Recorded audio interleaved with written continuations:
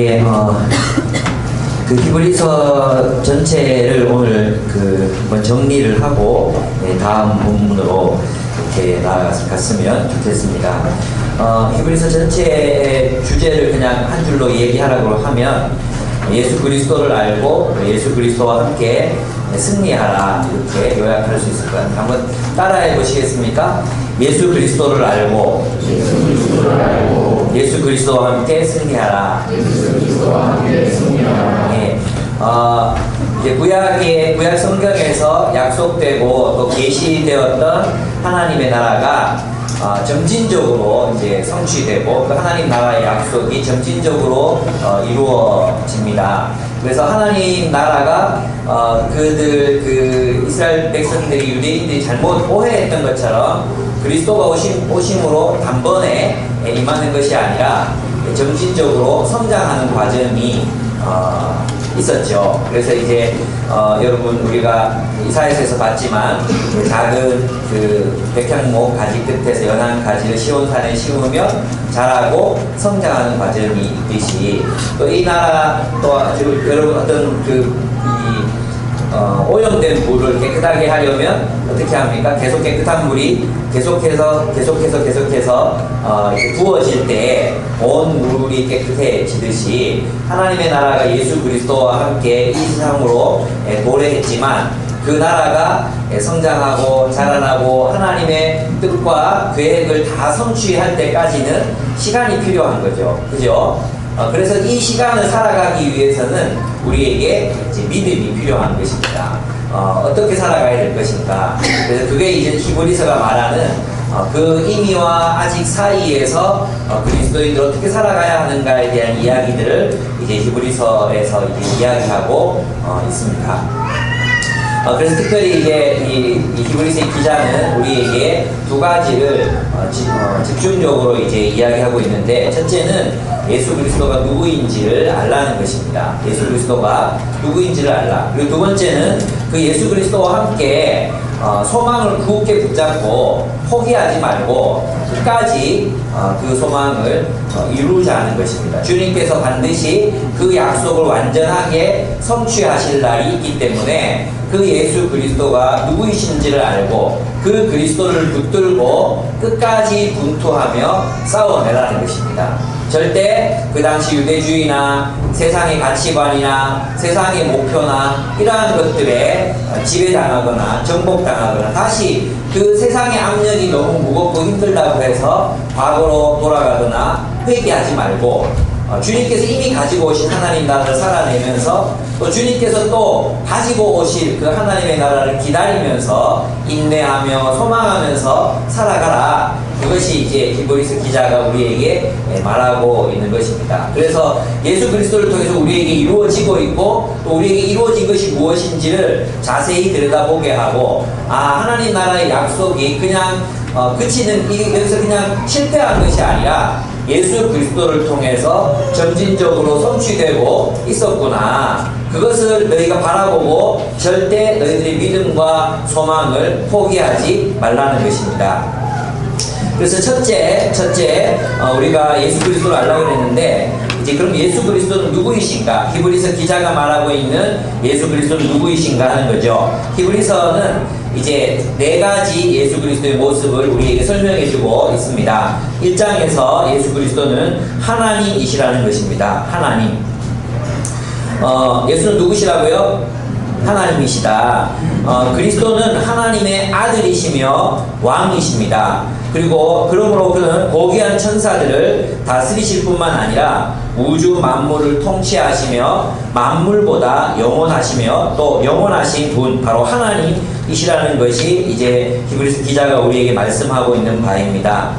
하나님은 그리스도를 통해 우리를 향하신 하나님의 계획, 즉 진리를 계시하셨습니다. 그래서 우리는 그리스도를 통해서 하나님의 뜻을 알 수 있습니다. 즉 그는 하나님의 최종적 진리이시라는 것이죠. 이 세상에 땅과 하늘과 바다와 산과 계곡과 또 온 하늘의 별들이 다 주님의 것입니다. 그리스도는 육체로 오신 하나님의 영광이요 하나님의 본체이십니다. 그리스도는 온 우주 만물을 다스리며 통치하시는 분이시라는 것입니다. 바로 그분이, 그 예수께서 바로 그 하나님이시기 때문에 너희는 그분에 대한 믿음을 잃지 말고 계속해서 앞으로 나아가라는 것이죠. 또 3장에 보면 예수는 하나님의 아들이시라고 표현되어 있습니다. 3장을 한번 보겠습니다. 3장을 보시면 이제 그가 하나님의 아들이시라고 이제 말씀하면서 누구와 자신을 대비하고 있느냐 하면 예수님을 대비하고 있느냐 하면 모세와 대비하고 있습니다. 3장 6절을 보시면 그리스도는 하나님의 집을 맡은 아들로서 그와 같이 하셨으니 우리가 소망의 확신과 자랑을 끝까지 굳게 잡고 있으면 우리는 그의 집이라, 이렇게 말하고 있습니다. 다시 말해서 이제 하나님의 아들이라고 이제 히브리서 기자가 예수님을 설명하고 있는데, 이때 하나님의 아들과 대비되는 게 누구라고요? 모세죠. 그러면 모세는 유대 사회에서 어떤 존재였습니까? 최종적 권위였어요. 최종적 권위. 그러니까 모세의 말은 누구라도 다 들어야 되는 그런 권위였죠. 그런데 이제는 모세보다 더 위대하신 분이 세상에 오셨는데, 그가 바로 하나님의 아들 예수 그리스도라는 것입니다. 그러니까 이제 우리는 모세에게 최종적인 권위를 둘 것이 아니라 누구에게? 바로 예수 그리스도께 우리의 최종적인 권위를 두고 그분의 말씀을 들으라는 것입니다. 예수는 어떤 존재시냐 하면 예수는 창조주이십니다. 4절에 보시면 집마다 지은 이가 있으니 만물을 지으신 이는 하나님이시니라. 또 3절에 보면 그는 모세보다 더욱 영광을 받을 만한 것이 마치 집 지은 자가 그 집보다 더욱 존귀함과 같다 했습니다. 예수님은 창조주이시고 모세는 피조물이라는 것입니다. 또한 예수는 하나님의 아들이시지만 모세는 종이었습니다. 예수님은 집 주인과 같았지만 모세는 집과 같은 권위를 가졌습니다. 그러므로 우리는 모세의 권위가 아니라 누구의 권위? 예수 그리스도의 권위에 순종하는 삶을 살아가야 한다고 말하고 있습니다. 즉 이제 예수님의 이제 유대주의로 돌아가고 싶었던, 오늘 강의가 없거든요. 저기 안 보셔도 됩니다. 제 얼굴을 보세요. 예. 유대주의로 돌아가서 모세의 권위로 돌아가고 싶었던 그들에게 이제 히브리서 기자는 무엇을 주장하고 있는 것입니까? 너희는 모세로 돌아가지 말고 예수 그리스도의 최종적 권위에 순종하라는 것입니다. 결국 이 권위는 누구의 말을 들을 것인가 라고 우리가 이제 결론이 나는 거죠. 누구의 말에 더 귀를 기울일 것인가 하는 것입니다.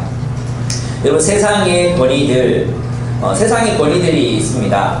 여러분의 돈 문제, 여러분의 경제, 또 여러분 앞으로의 이성교제와 결혼, 이 모든 일들의 최종적 권위를 어디에 두고 계십니까? 예, 경제학자들, 또 세상에 이제 돈에 관해서 알고 있다고 말하는 수많은 사람들, 또 전문가들, 이런 사람들이 아니라 예수 그리스도의 권위에 순종하라는 것입니다. 세상이 아닌 예수 그리스도의 권위에 순종하라. 그 순종함으로 안식을 누리라고 이야기하고 있습니다. 여러분, 때때로 우리는 예수 그리스도의 말씀과 세상의 권위자들의 이야기가 부딪힐 때가 있잖아요. 그렇죠? 예, 그럴 때 여러분, 누구의 이야기에 더 귀를 기울이고 계십니까? 이 권위 문제는 우리가 누구의 말에 순종할 것인가 하는 것을 우리에게 가르칩니다. 우리는 예수 그리스도께서 정말로 온 세상의 창조주이시고 모든 진리의 근원이시며 모든 최종적인 계시에 하나님의 뜻을 드러내신 최종적 권위이시기 때문에 우리 예수 그리스도의 말씀에 순종하는 것입니다. 여러분, 그리스도의 말씀을 선택하시기 바랍니다. 세 번째, 예수는 완전한 대제사장이시라는 것입니다. 그래서 4장 14절에서 5장 10절에 나오고 있습니다. 4장 14절부터 나오는 예수 그리스도의 모습을 보면 대제사장으로서 그분은 우리의 연약함을 동정하십니다. 기억나십니까?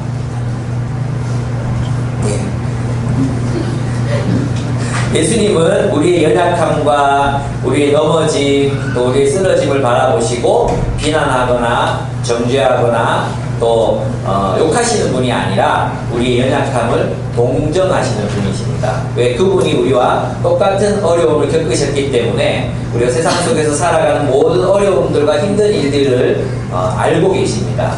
그래서 우리가 범죄하거나 우리 혹시 넘어졌거나 쓰러졌을 때 우리는 주님의 동정, 주님의 긍휼을 기대할 수 있습니다. 내가 넘어졌을 때 주님이 나를 욕하실 거야, 나를 떠밀어내실 거야, 나를 더럽다고 규정하시고 나를 버리실 거야가 아니라 주님이 똑같은 고난을 겪으셨기 때문에 나를 이해하실 것이다. 그분이 나를 동정하신다. 바로 그것을 믿는 게 믿음이에요, 여러분. 예수님은 우리의 연약함을 동정하실 뿐만 아니라 우리의 연약함을 도우실 수 있는 분이십니다. 그리고 뿐만 아니라 예수는 우리의 연약함을 붙들고 하나님 앞에서 기도하시는, 우리를 대신해 기도하시는 분이십니다. 또한 예수는 고난 가운데 순종의 본을 보이셔서 우리의 모범이 되셨습니다. 이런 예수님이 좋지 않습니까? 이런 대제사장이 우리와 함께 계십니다. 이런 대제사장께서 우리의 죄를 위해 중보하시고 우리의 연약함을 동정하시고 또 우리의 연약함을 위해 일하시는 분이 우리의 예수 그리스도가 되십니다. 그분이 우리와 함께 하십니다. 그분을 신뢰하십시오. 그래서 여러분, 우리가 예수님을 생각할 때 자꾸만 예수님과 여러분이 이렇게 마치 원수관계인 것처럼 생각할 것이 아니라 그분을 우리의 아픔과 우리의 넘어짐과 우리의 실수와 이런 것들을 이해하시고 동정하시고 어떻게든 우리를 이렇게 도우시고 또 우리를 막 세워가시려고 하시는 그런 분으로 여러분이 예수 그리스도를 믿으셔야 한다는 것입니다. 네 번째, 예수는 완전한 희생물이 되셨습니다. 희생제물이 되셨습니다. 9장을 보시면 예수께서는 완전한 희생제물이 되심으로 우리는 용서받습니다. 예수 그리스도의 피는 우리를 의롭게 하실 수 있습니다. 예수 그리스도의 피는 완전하게 단 한 번의 제사로 우리를 의롭다 하셨습니다. 뿐만 아니라 그분 우리로 하여금 하나님을 섬길 수 있게 하십니다. 우리를 의롭다 하셨으니까 하나님을 예배할 수 있는 자격이 예수 그리스도의 피로 말미암아 생기는 것입니다. 여러분, 우리가 그때 한번 같이 얘기 다뤘지만 자기의, 우리의 의는 누구의 의에 의라고 했어요? 외부로부터 주어지는 의라고 했죠. 그죠? 우리를 거룩하게 하시는 분도 하나님이시고, 우리를 거룩하게 하는 조건도 바로 우리 안에서가 아니라 우리 외부, 예수 그리스도를 통해서 우리에게 주어지는 거라고 그랬어요. 이런 외부로부터 주어지는 의가 아니면 우리 어떻게 된다고 했습니까? 교만해질 수밖에 없다고 그랬죠. 우리의 의는 우리 자신으로부터 발생하는 것이 아니에요. 만약 그것이 우리 안으로부터 발생하는 거여서 우리는 충분히 교만해질 수 있겠죠. 근데 우리는 믿죠. 뭘 믿습니까? 우리의 의는 우리의 바깥, 예수 그리스도로부터 주어지고 예수 그리스도로부터 만들어져 가는 의이기 때문에 우리는 아무도 교만해질 수 없다고 했어요. 주님은 우리를 의롭다 하십니다. 그리고 그 주님이 주시는 의 때문에 우리 겸손하게 하나님을 예배하고 섬길 수 있는 것입니다. 내가 여러분 여기 모여있는 우리 모두가 내가 의롭고 내가 선하게 살았기 때문에 일주일 동안 내가 잘 살았기 때문에 하나님을 잘 예배할 수 있는 것이 아니라 예수 그리스도의 보혈로 말미암아 의로워졌기 때문에 우리는 지금 이 자리에서 하나님을 예배할 수 있는 것입니다. 또한 우리는 하나님을 위해서 살아갈 수 있는 자격을 그 예수 그리스도의 보혈로 말미암아 얻는 것입니다. 아멘? 그러나 자기 의는 비교하게 만들고 또 자기 의는 다른 사람들을 멸시하고 무시하게 만들기 때문에 우리 이 의를 버려야 합니다. 그래서 그 의로 우리 자신을 자꾸만 이제 바라보게 되면 내가 자꾸 비교하죠. 내가 누구보다는 낫지, 내가 누구보다 못하지. 그러면서 우리는 자꾸만 이제 왔다 갔다 하게 되거든요. 그런데 우리는 주님께서 우리를 의롭다 하셨으므로 그 의 앞에서 아무도 자랑할 수 있는 것이 없어요. 오직 겸손할 수밖에 없죠. 그리고 그 겸손함으로 우리는 주님 앞에 예배 드리는 것입니다. 그래서 우리는 있는 모습 그대로, 불완전한 모습 그대로 하나님을 섬기고 예배할 수 있게 되었습니다. 바로 이 예수 그리스도께서 하나님이시며 하나님의 아들이시며 대제사장이자 희생제물이신 예수 그리스도께서 오셨어요. 그러면 이제 그 예수 그리스도와 함께 약속되어 있었던 하나님의 나라도 이 세상으로 함께 온 것입니다. 그렇죠? 예수가 그리스도이신 예수께서 이 세상으로 오셨어요. 그러니까 이제 우리는 무엇과 함께 예수 그리스도를 받습니까? 그분과 함께 약속되어 있었던 하나님의 나라를 우리는 함께 받는 것입니다. 그래서 이제 그 다음 이제 이 히브리서 기자는 예수가 누구신지를 설명하고 우리의 삶이 어떻게 되어야 하는지, 예수 그리스도가 누구신지를 설명하고 그럼 우리는 우리의 삶이 어떻게 되어야 되는지 설명했거든요. 그것을 여러분과 함께 7가지 예수 그리스도와 함께 승리하는 비결들 나누도록 하겠습니다. 2장을 보시면 복음으로 승리하라는 말씀들이 이제 히브리서 2장에 계속해서 나타나고 있습니다. 2장 1절에 보시면 같이 한번 읽어보겠습니다. 시작. 그러므로 우리는 들은 것에 더욱 유념함으로 우리가 흘러 떠내려가지 않도록 함이 마땅하니라. 아멘. 그러면 이 들은 것이 뭡니까? 들은 것. 이게 뭐겠어요?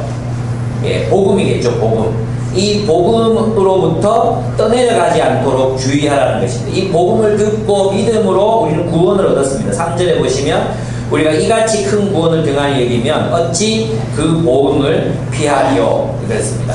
예수 그리스도께서 우리에게 가져다 주신 이 구원을 등한히 하지 말라는 것입니다. 복음을 붙들라. 그럼 복음이 무엇이었습니까? 복음은 이제 5절부터 쭉 설명되고 있는데 이 복음은 뭐냐 하면 우리가 그리스도와 함께 왕노릇하며 사는 것입니다. 히브리서 기자가 우리에게 이제 설명하는 복음은 다른 게 아니라 그리스도와 함께 이 세상에서 왕노릇하며 사는 것, 즉 그리스도를 통해서 하나님의 통치를 회복하고 그 하나님의 통치를 살아가는 삶을 사는 것, 이것이 구원입니다.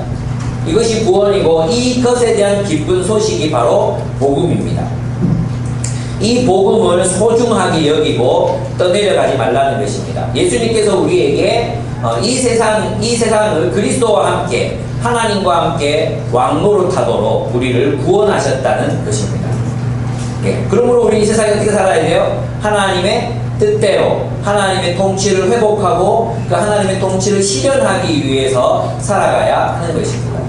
다시 말해서 이것은 에덴 동산에서 하나님께서 아담에게 주셨던 사명을 회복하는 것입니다. 이 땅을 하나님의 뜻대로 통치하는 삶. 다시 말하면 이것은 자유의 삶입니다. 이것은 이 세상 그 어떤 제도나 이 세상 그 어떤 사상이나 지배, 그것에 순종하는 게 아니라 그것을 굴복하지 않고 오직 하나님의 뜻대로, 오직 하나님의 뜻 안에서만 살아가는 삶을 의미하는 것입니다. 그래서 우리가 복음을 듣는다는 것은, 복음을 듣고 순종한다는 것은 이 세상의 지배의 가치를 거부하는 것을 의미합니다.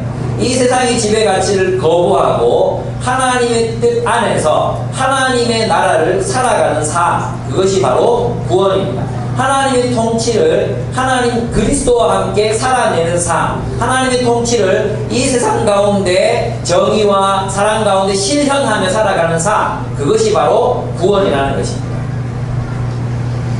완전 히브리서를 듣는 게 아니고 이상한 얘기를 듣는 것 같습니다. 그동안 우리가 계속 이런 얘기를 해왔거든요. 다시 여러분이 히브리서 PBS 하실 때 다시 한번 잘 들여다보시면 제 얘기가 무엇인지를 알 수 있을 것입니다. 이제 그 내용 한번 보면 5절, 6절, 7절 한번 보겠습니다. 7절, 8절 안 읽고 하려고 그랬는데 여러분 표정을 보니까 읽어야 될 것 같아요. 하나님이 우리가 말하는 바 장차 올 세상을 천사들에게 복종하게 하심이 아니라. 그럼 누구한테 복종하게 하셨느냐 이거예요. 6절 보세요. 그러나 누구인가가 어디에서 증언하여 이르되 사람이 무엇이기에 주께서 그를 생각하시며 인자가 무엇이기에 주께서 그를 돌보시나이까. 그를 잠시 동안 천사보다 못하게 하시며 영광과 존귀로 관을 씌우시며 만물을 그 발 아래 복종하게 하셨느니라 하였으니 만물로 그에게 복종하게 하셨은지 복종하지 않은 것이 하나도 없어야 하겠으나 지금 우리가 만물이 아직 그에게 복종하고 있는 것을 보지 못하고 오직 우리가 천사들보다 잠시 동안 못하게 하심을 입은 자 곧 죽음의 고난받으심으로 말미암아 영광과 존귀로 관 쓰신 예수를 보니 이를 행하심은 하나님의 은혜로 말미암아 모든 사람을 위하여 죽음을 맛보려 하심이라. 10절 그러므로 만물이 그를 위하고 또한 그로 말미암은 이가 많은 아들들 우리들을 이끌어 영광에 들어가게 하시는 일에 그들의 구원의 장시적 고난을 통한 온전하게 하심이 합당하도다. 그러면 결국 이제 그리스도와 함께 이 세상을 통치하고 이 세상을 다스릴 권세를 하나님께서 누구에게 주셨다는 거예요? 예수 그리스도를 통해서 하나님의 아들들이 된 우리들에게 이 통치의 권세를 주셨다는 것입니다. 그러므로 구원이란 예수 그리스도와 함께 이 세상 속에서 왕노릇하는 것입니다. 왕노릇 그러면 자꾸 여러분 뭐 생각해요?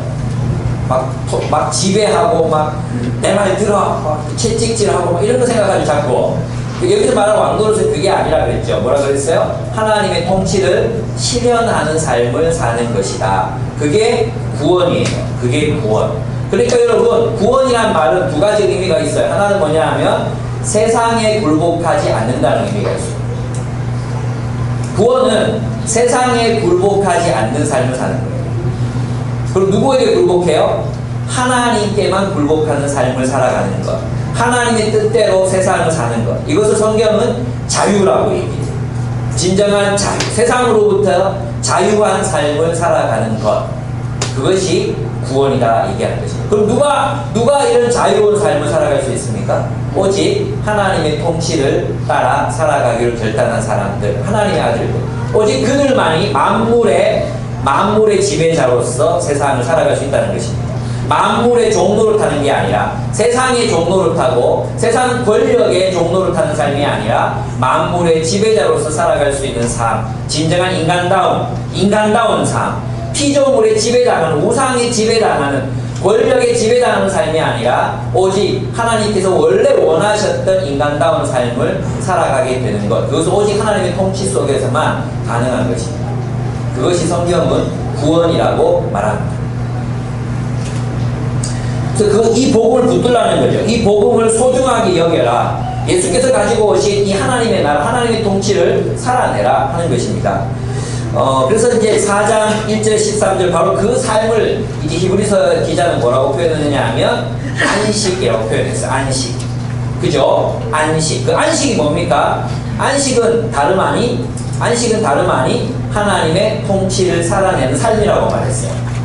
여러분 안식은 어떨 때 이루어집니까? 하나님의 통치가 실현되는 곳에서 이루어지는 것이 바로 안식입니다. 안식의 본질은 여러분 잘 적든지 들으십시오. 하나님의 사랑과 진리가 다스리시는 공동체적 삶, 하나님의 사랑과 진리가 통치하는 공동체의 삶이 안식이에요. 안식일은 개콘 보면서 그냥 쉬는 게 아니에요. 여러분이 좋아하는 드라마를 정주행하는 거 누워가지고 여러분 좋아하는 드라마 미드 다운받아 놓고 계속 이제 옆에 오징어 다니시면서 정주행하는 거. 이게 안식이 아니라 그랬죠.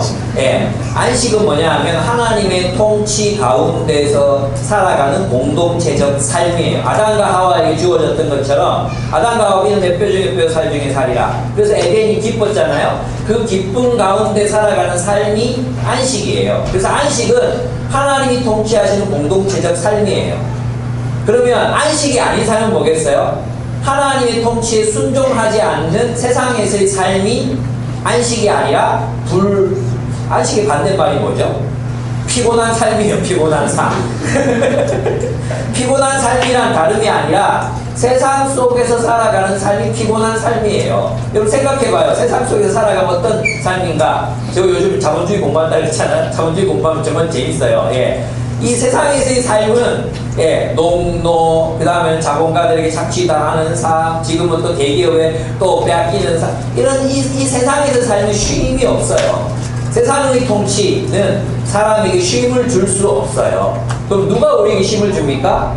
하나님의 통치 속에 살아갈 때 쉼이 있죠. 하나님의 통치가 뭡니까? 우리가 서로 사랑하는 삶을 그분의 계명을 따라 살아가는 것입니다.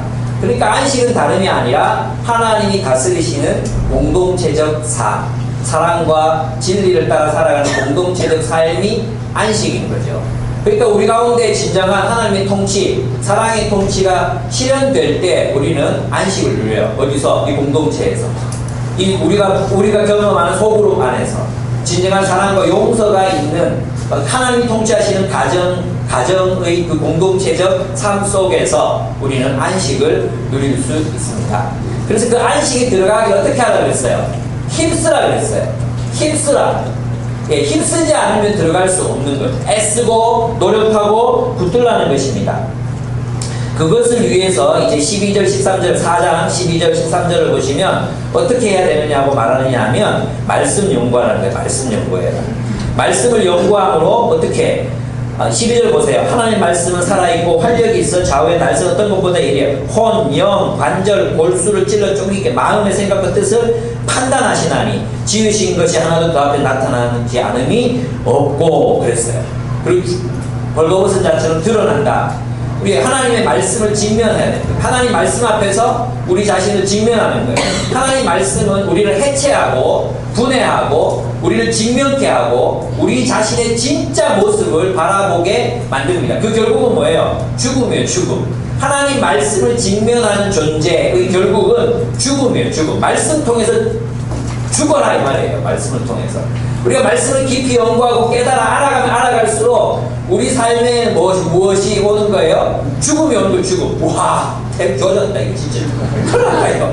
와, 내가 이랬구나. 내가 나름 세상 속의 어떤 위선, 나름 나 자신의 의로 포장하고 치장하고 그래도 이 정도면 뭐 괜찮지. 형제들 거울 보면서 이 정도면 잘생겼네. 이렇게 생각하듯이 우리 나름대로 세상 속에서 우리 나름대로 그래도 뭐 이만하면 뭐 잘 살지 뭐 이만하면 됐지. 우리 이렇게 살았잖아요. 그런데 하나님 말씀 앞에서 어떻게 된다는 거예요? 관절과 골수 찔러 쪼개기까지 하며 우리의 신부, 우리의 그 깊은 패부까지를 다 드러내고 벌거벗은 자처럼 하나님 앞에 드러나는 거예요. 그 결과가 뭐예요? 죽으라는 거예요. 죽으라고. 우리 말씀 연구에서 말씀을 통해 우리 자신을 직면해야 합니다. 말씀을 통해 직면하지 않으니까 어떻게 됩니까? 교만해지는 거죠. 자꾸 다른 사람 판단하고 정죄하고 비난하는 그런 쓸데없는 교만에 빠지는 거죠.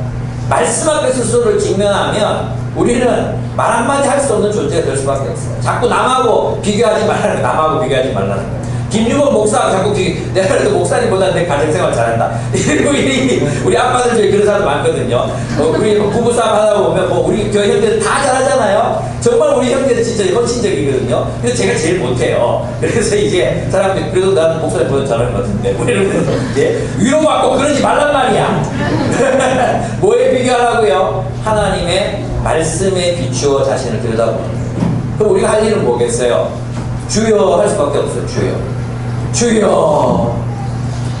주님 의지할 수밖에 없는 거예요. 주님 신뢰할 수밖에 없는 거예요. 바로 그러한 삶이 우리를 어디로 인도합니까? 예수께로 인도하고 예수께로 인도해서 우리를 살게 한다는 것입니다.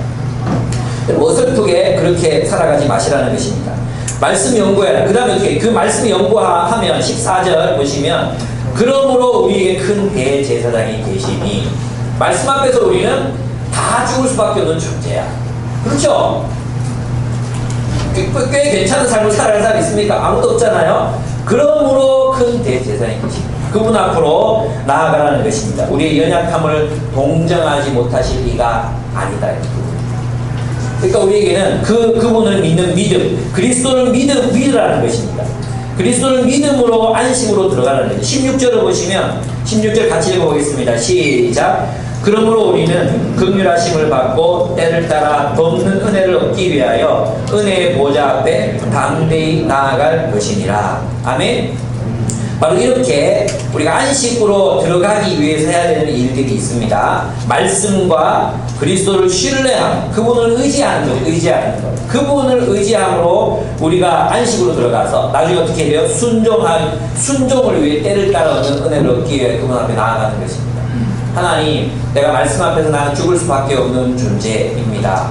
그런데 내가 주님 앞에 나아가니 주님께서 내게 힘을 주시고 내가 그 말씀 따라 살게 하셔서 순종의 결과가 뭐라 그랬어요? 아까 안식에 들어가는 것입니다. 안식은 왜냐? 하나님의 통치의 완전한 실현이 안식이고, 천국이 뭡니까? 아무 일도 안 하고 예, 아무 일도 안 하고 영원토록 하나님을 예배하면서 사는 것입니까?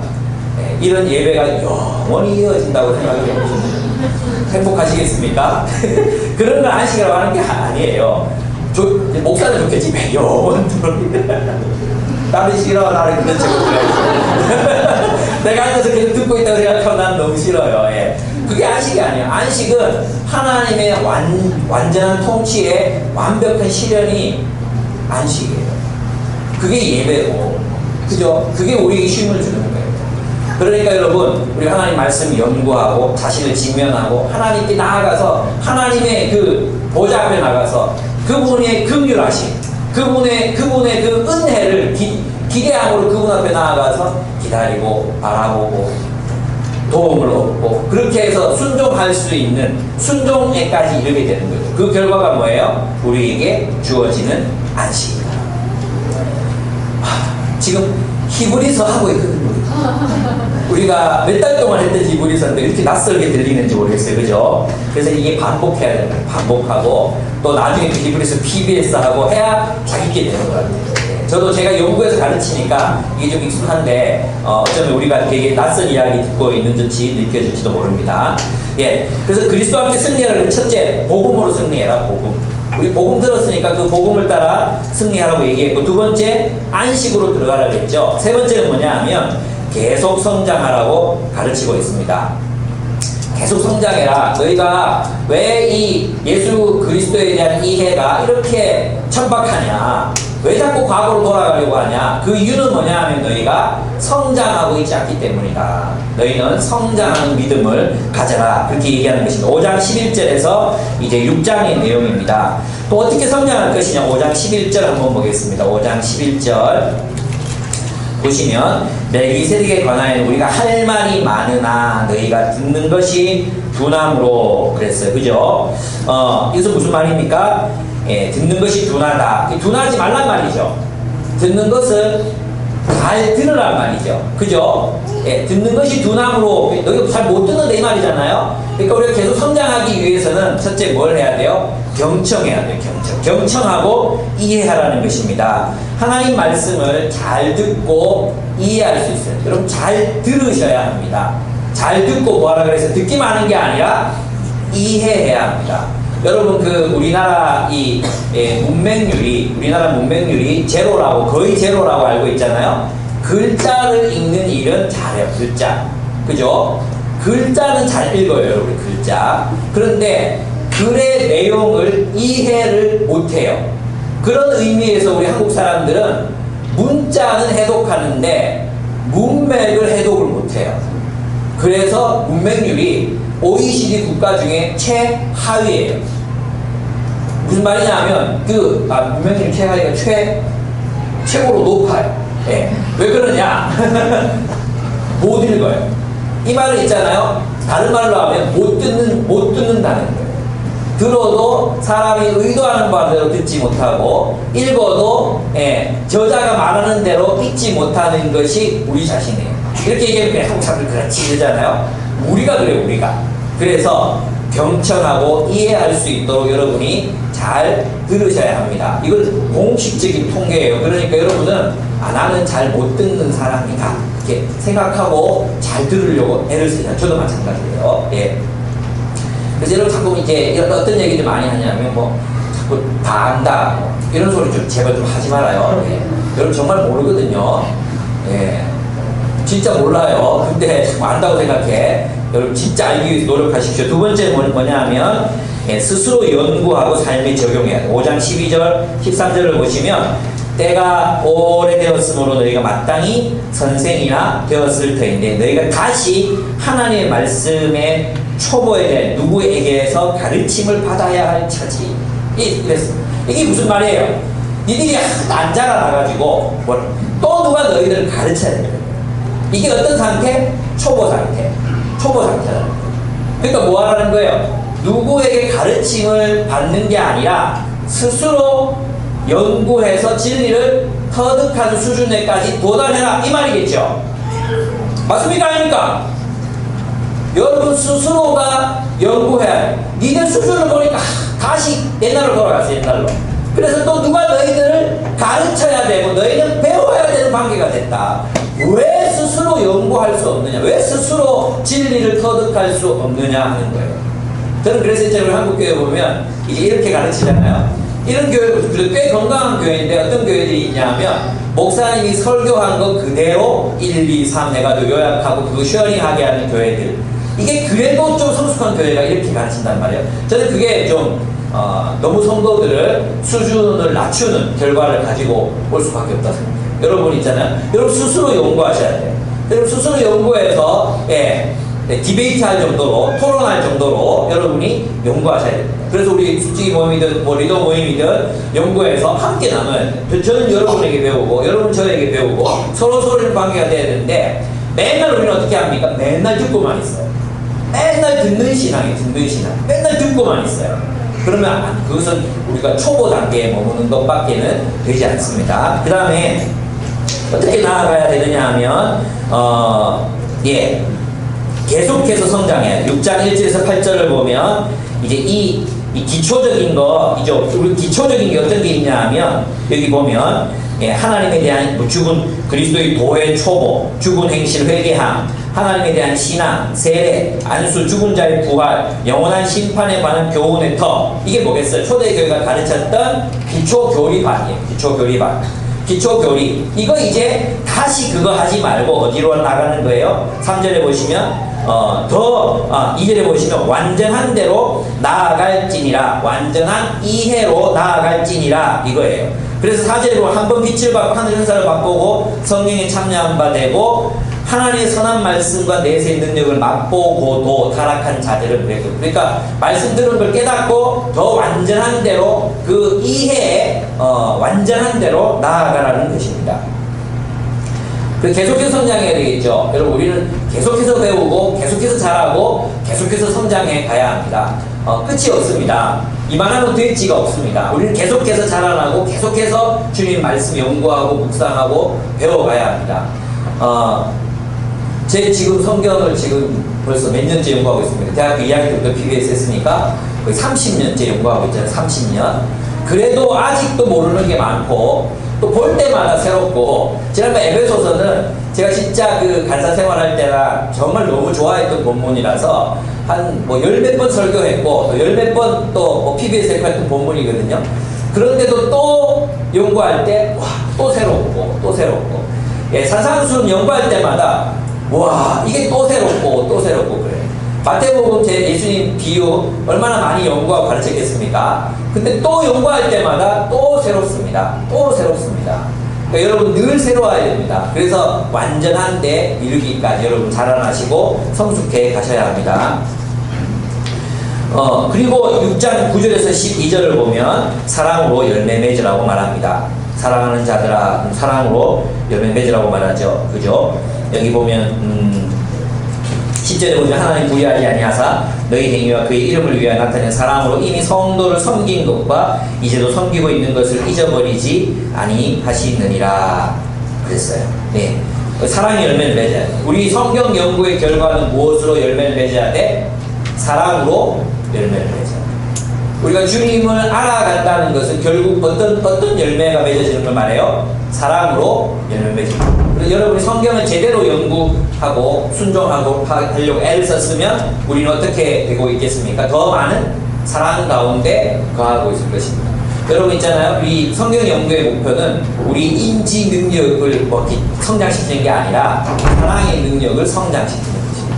만약 사랑으로 열매 맺지 않는 성경 연구가 있다면 그 성경을 헛되게 연구하는 것입니다. 그리고 앞에 있는 소망을 붙들고 계속해서 나아가라고 이야기하고 있습니다. 13절에서 20절까지의 내용입니다. 네, 그 다음에 7장 8장을 보면 이제 그 그리스도가 승리하는 네 번째는 약속하신 세계를 향해서 나아가라는 것입니다. 이 세계는 어떤 세계냐? 더 나은 더 나은 제사장이 있는 세계이다. 또 이 세계는 더 나은 하늘의 성소와 장막이 있는 세계이다. 그리고 이 세계는 새 언약이 성취된 세계이다. 그러니까 어디로 돌아가지 말라는 거예요? 과거 세계, 유대주의로 돌아가고자 했던 이 과거 세계로 돌아가지 말고 주님께서 가지고 오신 이 새로운 세계를 향해 더 나아가라는 것입니다. 이제 주님께서 새 언약을 완성시키셨고 새로운 제사장이 세상으로 오셨고 그렇기 때문에 너희는 과거로 돌아가지 말고 주님께서 가지고 오신 이 세계를 바라보고 소망함으로 더 나은 세계인 하나님의 나라로 나아가라는 것입니다. 유대인들이 했던 것처럼 과거로 돌아가지 맙시다. 그리고 예수 그리스도께서 가지고 오신 새 언약의 나라, 하나님 나라의 새로운 질서를 완성해 갑시다. 이것을 다른 말로 하면 교회가 되자는 뜻입니다. 새 언약이 무엇이라고 했습니까? 새 언약, 예수 그리스도의 보혈로 말미암는 하나님 나라의 새로운 백성이 출현하는 거라고 했죠.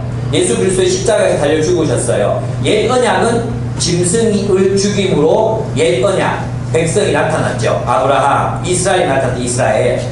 하나님의 혈통적인 하나님 백성이 나타났어요. 근데 이제는 예수 그리스도께서 죽으심으로 새 언약이 발생했어요. 하나님과의 관계에서. 이 새 언약은 예수 그리스도를 믿음으로 말미암아 하나님 나라의 새로운 백성이 되는 거죠. 그러니까 우리가 도달한 세계는 과거 이스라엘 백성들이 도달했던 그런 세계가 아니라 그리스도께서 가지고 오신 새 언약의 세계를 가지고 오셨잖아요. 그 새 언약의 세계에 우리가 도달했어요. 그러니까 과거 세계를 회개하면 돼요, 안 돼요? 과거 세계를 회개하면 안 되고 어디로 나아가야 돼요? 주님께서 우리에게 가지고 오신 하나님 나라의 새로운 백성, 하나님 나라의 새로운 질서를 완성하는 공동체를 이루기 위해서 더 나아가야 될 거 아닙니까? 그렇죠? 그래서 우리는 더 나아가야 돼요. 더 나아가는 게 뭐겠습니까? 하나님 나라의 새로운 백성이 돼서 그 하나님 나라의 새로운 백성으로서의 삶을 교회 공동체를 통해 살아내는 것을 의미합니다. 그것이 완성으로 나아가는 것일 것입니다. 그래서 우리는 그리스도께서 가지고 오신 새 언약의 나라, 하나님 나라의 새로운 질서를 교회 공동체를 통해서 성취하고 이루어가야 한다는 것입니다. 그다음에 10장 다섯 번째, 우리는 그리스도 안에서 살아가야 합니다. 예수 그리스도는 우리의 죄를 용서하심으로 우리를 거룩하게 만드셨습니다. 우리가 거룩하게 살아서 거룩하게 되는 것이 아니라 그리스도께서 우리를 용서하심으로 우리는 거룩하게 되었습니다. 그리고 그 거룩함을 바탕으로 우리는 거룩한 삶을 살아가는 것입니다. 그리스도는 하나님 우편에 앉으셔서 통치하시고 계십니다. 그리고 악과 불의를 굴복시키고 계신 중이십니다. 왜냐하면 주님이 지금 다스리고 계시기 때문입니다. 그러니까 너희는 세상 체제로 다시 돌아가지 말고 하나님의 나라의 약속을 붙들고 살라는 것입니다. 10장 23절 24절 한번 같이 읽어보도록 하겠습니다. 10장 23절과 24절입니다. 23, 24, 25절 같이 우리 오늘 아까 읽었던 본문이죠. 한번 읽도록 하겠습니다. 시작. 또 약속하신 이는 믿으시니 우리가 믿는 도리의 소망을 움직이지 말며 굳게 잡고 서로 돌아보아 사랑과 선행을 격려하며 모이기를 패한 어떤 사람들의 습관과 같이 하지 말고 오직 원하여 그날이 가까움을 볼수록 더욱 그리하자. 아멘. 예. 그러니까 어떻게 하라는 것입니까? 우리가 이 새로운 질서를 살아내라는 것입니다. 다시 세상 체제로 돌아가지 말라는 것입니다. 다시 세상으로 돌아가지 말고 주님이 여기에 가지고 오신 그 하나님의 나라를 살아가라는 것입니다. 여러분은 그리스도 안에서 살고 계십니까? 아니면 세상 체제 속에서 살고 계십니까?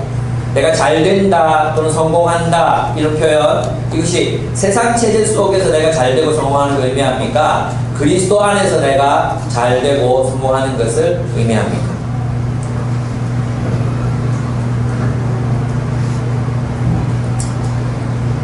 그래서 뒤에 가보면 32절에 보시면은 전날에 너희가 빛을 받은 후에 고난의 큰 싸움을 견디어낸 것을 기억하라 그래요. 그러니까 너희가 세상에서 어떻게 살았어? 예수 믿고 나서 큰 고난과 어려움을 겪었죠. 그리고 비방과 환난, 사람에게 구경거리가 되고 또 이런 형편에 있는 자들과 사귀게 되고 또 우리 소유를 빼앗기기도 하고 동정을 받는 불쌍한 처지에 놓이기도 했다는 것입니다. 그 세상에 있을 때.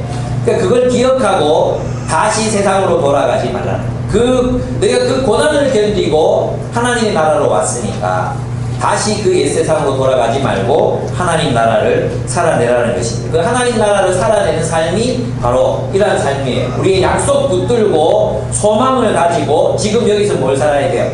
굉장히 단순하죠. 우리가 그 약속을 붙들고 그 하나님 나라의 소망을 바라보면서 지금 어떻게 살라는 거예요? 사랑하고 선을 행하며 살라는 것입니다. 굉장히 단순하죠. 예, 지금 사랑하고 지금 선을 베풀며 지금 하나님의 나라를 살아가라는 것입니다. 이 삶을 절대 포기하지 말고 살아가라는 것입니다. 끝까지 견뎌내고 살라는 것이죠. 그래서 그 뒤에 가면은 이제 이야기합니다. 37절, 38절 한번 같이 읽어보도록 하겠습니다. 히브리서 10장 37절, 38절 같이 읽겠습니다. 시작. 잠시 잠깐 보면 오시리가 오시리니 지체하지 아니하시리라. 나의 의인은 믿음으로 말미암아 살리라. 또한 뒤로 물러가면 기대하지 아멘. 어떻게 살라는 것이죠? 믿음으로 말미암아 살리라 했어요. 믿음으로 살라는 것입니다. 믿음으로. 예수께서 통치하고 계신다. 예수께서 하나님의 나라를 지금 우리에게 가지고 오셨다. 이것을 믿음으로 살라는 것입니다. 믿으면 이렇게 산다는 것입니다. 세상에서의 삶이 아닌 하나님 나라의 삶을 살아가게 된다는 것입니다. 그래서 이제 11장과 12장 논리적인 결과로 믿음으로 사는 삶에 대해서 설명하겠죠. 그죠? 그래서 이제 11장과 12장은 이렇게 붙일 수 있으면 믿음의 경주를 완주하는 것입니다. 믿음의 경주를 완주하라는 것입니다. 그래서 이 믿음을 11장의 이 앞부분은 믿음의 성격을 설명하고 있는데 믿음은 하나님의 약속을 실체로 만들어요. 여러분 11장 1절을 보면 믿음은 바라는 것들의 실상이요 보이지 않는 것들의 증거니 선진들이 이로써 증거를 얻었느니라 그랬잖아요.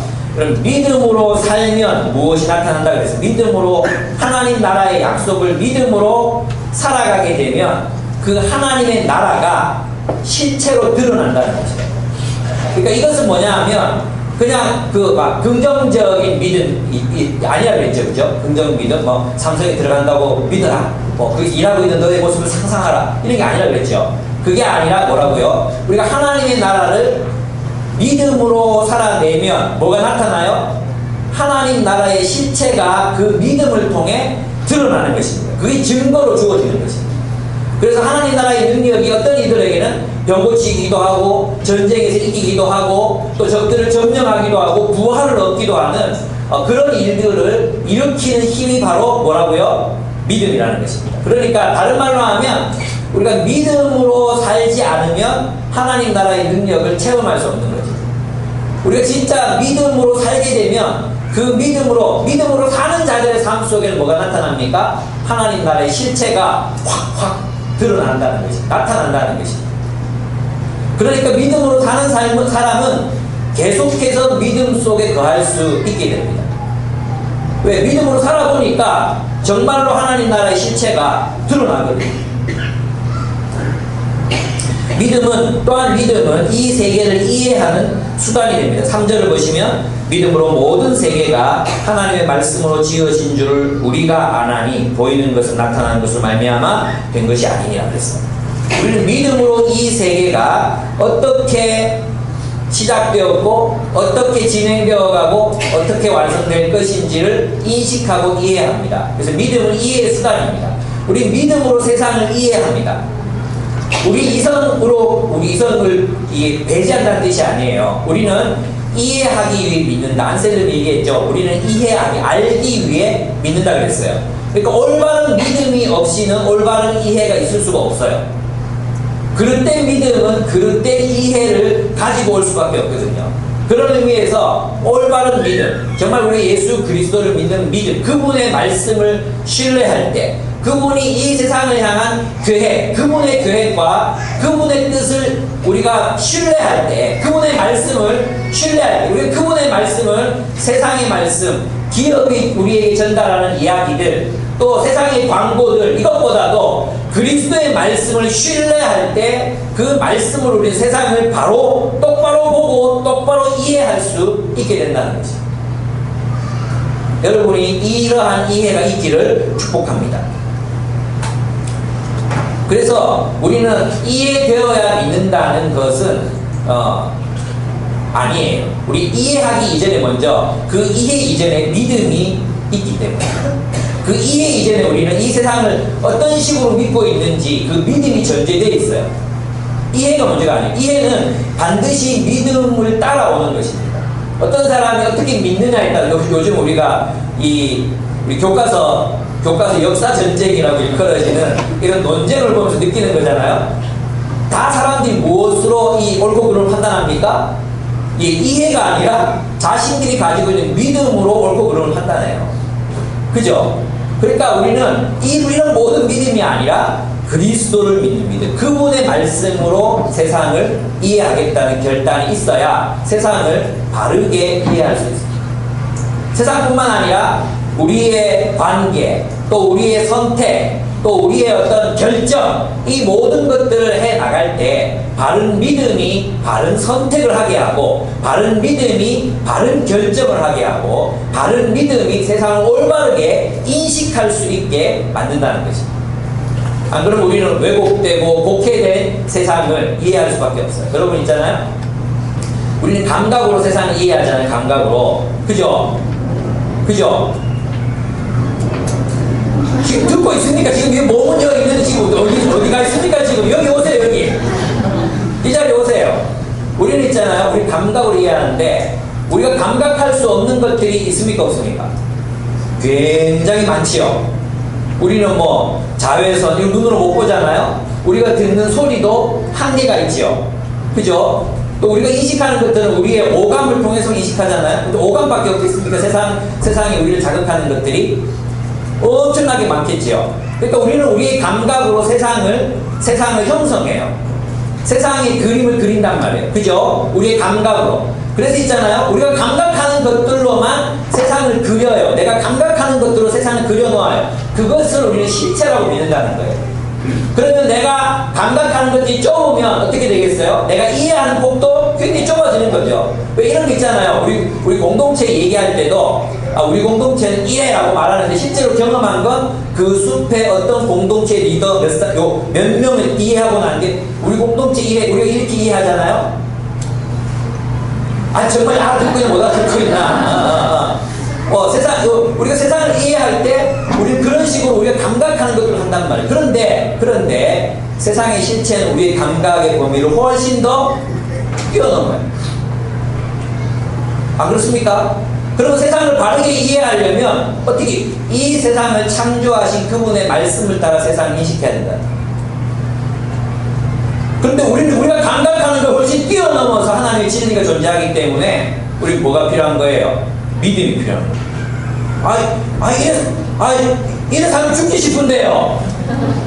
어떻게 지금 이거 용서하라고 그랬는데 어떻게 이걸 용서합니까? 뭐 나눠주라고요? 주면 돌아온다고요? 우리는 몰라요.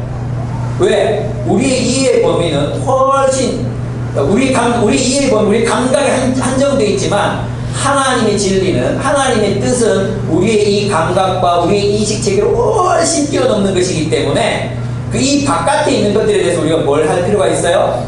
믿을 수밖에 없는 거예요.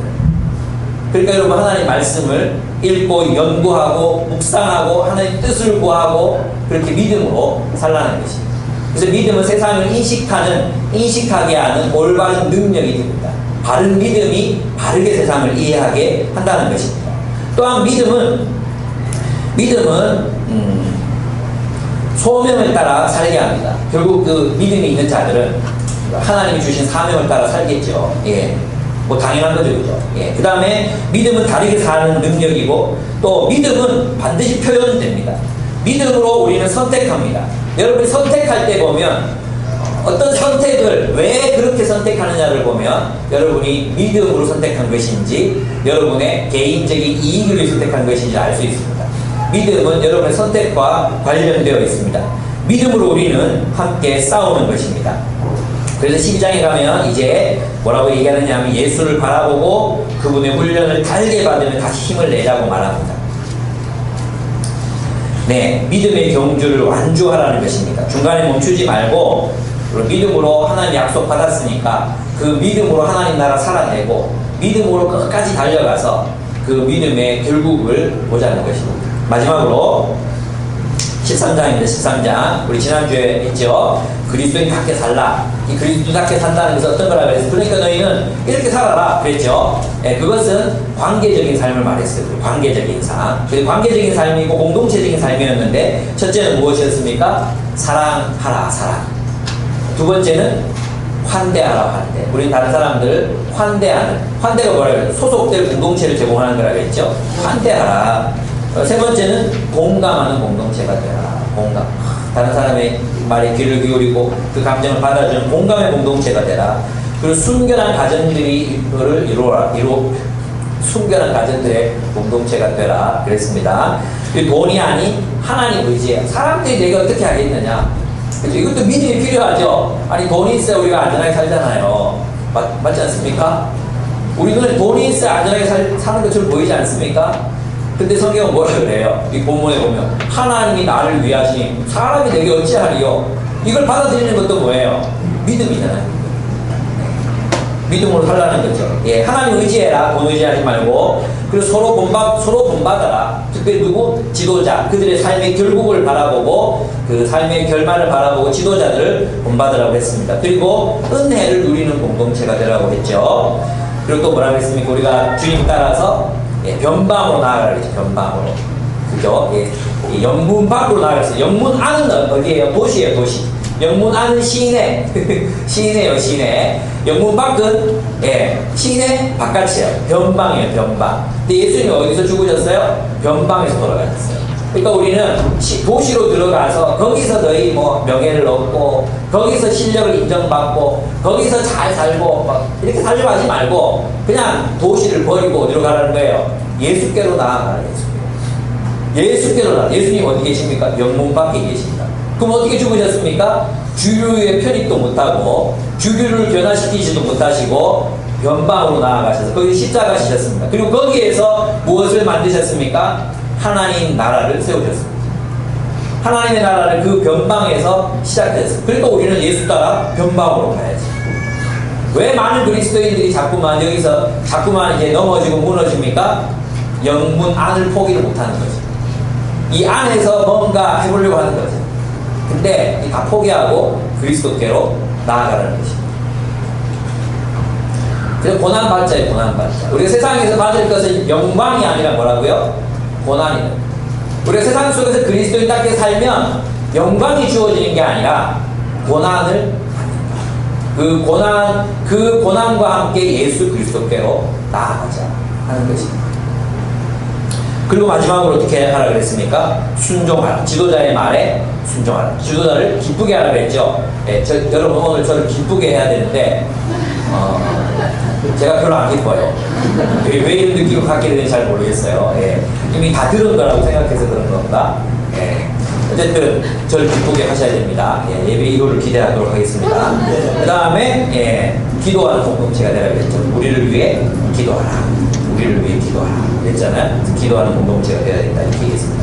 그럼 정리해보면은 앞에 요 네 가지를 우리가 기억해야 돼요. 예수가 누구신가? 그죠? 히브리서에서 말하는 예수님 누구신가? 첫째, 예수는 하나님이시다. 둘째, 예수는 하나님의 아들이시다. 세 번째, 예수는 완전한 대제사장이시다. 네 번째, 그분은 완전한 희생 제물이시다. 이분을 우리가 깊이 생각하면 주님이 어떤 분이시구나 하는 걸 알 수 있다고 했어요. 그죠? 다시 한번 정리해 봅시다. 저를 기쁘게 해주세요. 네. 첫째, 예수님 어떤 분이시다? 첫째, 예수님은 둘째, 예수님은 아들이시다. 세 번째, 예수님은 네 번째, 예수님은 생제물이시다. 그러면 하나님과 관련되어 있는 건 뭐예요? 통치예요. 통치. 예수는 하나님이시다. 이 말은 예수님은 다스리십니다. 통치하십니다. 두 번째, 하나님의 아들로서 그분 누구와 대비했어요? 모세. 예수님은 최종적 권위이시다. 우리 그분의 말씀을 신뢰하여야 한다. 그래서 들어야 되겠죠. 세 번째, 그분은 대제사장이시다. 이게 무슨 말입니까? 그분이 우리를 용납하십니다. 우리를 도우십니다. 우리를 위하십니다. 그분은 우리의 희생제물이시다. 무슨 뜻입니까? 그분은 우리의 의가 되신다. 이게 기억하시죠? 그 다음에 7가지 우리가 살아내야 될 히브리서적 삶이 있었어요. 그죠? 그게 무엇인가 한번 살펴보면, 첫째, 복음으로 승리하라. 복음으로 승리하라. 그냥 복음 따르기 이 복음 듣고 우리가 선택했잖아. 그러니까 이 복음을 따라서 살자 이거예요. 딴 데 가지 말고 복음 따라 살자. 두 번째, 안식이 들어가기를 힘써라. 안식이 들어가라. 안식이 뭐라 그랬어? 안식, 하나님이 통치하시는 사랑과 진리의 공동체적 삶이다. 그죠? 이것이 안식이다. 혼자 쉬는 건 쉬는 게 아니라 그랬죠? 관계, 안식이 완성되려면 소그룹에서 우리가 서로 사랑하고 나누고 이 공동체적 삶, 이것이 우리에게 주시는 안식을 했습니다. 세 번째 어떻게 하라고 했습니까? 계속 성장하라. 성장을 멈추면 안 돼. 우리는 계속해서 자라나야 됩니다. 특별히 이것은 하나님의 말씀과 관련이 있었죠. 그죠? 네 번째, 우리는 어디로 나아가야 합니까? 약속하신 세계를 향해 나아가야 합니다. 그러니까 더 앞으로 나아가야 되지 뒤로 돌아가면 안 돼. 주님이 약속하신 그 새 언약적 공동체, 그것을 완성하기 위해 살아가야 된다는 거죠. 다섯 번째, 어디서 살아가야 돼? 그리스도 안에서 살아라. 세상 안에서 살지 말고 그리스도 안에서의 삶을 선택하라는 것입니다. 여섯 번째, 우리는 어떻게 살아야 됩니까? 믿음의 경주를 완주해야. 믿음의 경주를 완주해야. 중간에 멈추지 마라. 일곱 번째, 우리 어떻게 살아야 되죠? 그렇죠. 그리스도인답게 살아라. 그러한 삶이란 공동체적 삶을 말한다. 공감하고 환대하고 친절을 베풀고 사랑하고 용서하고 그렇게 살자는 것입니다. 한마디로 말하면 어떤 것입니까? 뒤돌아서지 마라. 히브리서 주제를 한마디로 말한다면 뒤돌아서지 않겠네. 그거예요. 뒤돌아서지 않는 것. 과거로 퇴행하지도 말고 관성에 따라 살지도 말고 그 과거로 돌아가지 말고 어디를 향해? 완전한 곳을 향해 주님이 약속하신 새 땅을 향해 믿음으로 전진하고 나아가라는 것입니다. 여러분 우리 이럴 수 있죠. 한 번씩 퇴행할 수 있잖아요. 한 번씩 그 미친 짓도 할 수도 있고 또라이 짓도 하고 여러분 그러잖아요. 우리 모두가 다 한 번씩 그렇게 자가 제정신이 아니구나. 항상 그런 사람도 있긴 있지만 그럴 때 있죠. 근데 여러분 거기 떨어졌더라도 거기 항상 머물고 있으면 안 돼. 어떻게 해요? 또 올라가고. 그게 기복이 있지만 우리 여러분 그 성경할 때 다 배웠잖아요. 기복이 있지만 우리는 계속해서 성장하고 자라나고 앞을 향해 나아가고 있어야 돼요. 여러분 어디에 가 있습니까? 혹시 여러분 과거 옛날로 퇴행해 계신 분 계시지 않습니까? 지금 자꾸 역행하고 있는 분 계시지 않습니까? 옛날로 돌아가고 계시는 분 없으십니까? 저와 여러분은 앞을 향해서 전진하고 있습니다. 여러분 또 퇴행하는 듯이 보이지만 여러분 또 잘하고 계십니다. 성장하고 있습니다. 더 많이 우리가 주님이 우리에게 주신 소망 따라서 끝까지 잘 살아내시는 저와 여러분이 되었으면 좋겠습니다. 아멘. 우리 함께 기도하겠습니다. 예수 그리스도를 알고 그리스도와 함께 승리하라. 이것이 저는 히브리서가 말하고 있는 주제라고 생각합니다. 네, 우리를 포기하게 만드는 것이 정말 많습니다. 때로는 공동체 식구들 바라보면 또 포기하고 싶은 마음 들 때 있잖아요. 우리 기쁨의 교회는 다른 줄 알았는데 뭐 이런 생각 들 때 있지 않습니까? 그럴 때 포기하고 싶죠. 그럴 때 있습니까? 그죠?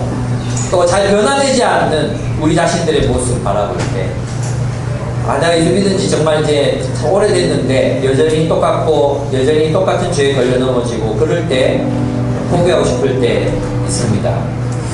또 세상 속에서 압박이 너무 심할 때 우리 믿음을 버리고 현실과 타협하고 싶은 이렇게만 살아야 되나 이런 생각도 들 때가 있습니다. 어떨 때는 탐욕이 내 발목을 붙잡을 때, 아니 나 이렇게 좀 살면 안 돼? 나를 위해서 좀 살면 안 돼? 그런 마음이 들 때도 있습니다. 그래서 가끔씩 포기하고 싶어지죠. 목사님 저는 안 그럴 것 같습니까? 저도 그렇습니다. 그럴 때마다 저는 예수님을 바라봅니다. 그분이 가지고 오신 하나님의 나라를 바라봅니다. 그분의 십자가에 쓰신 보혈과 부활을 묵상합니다.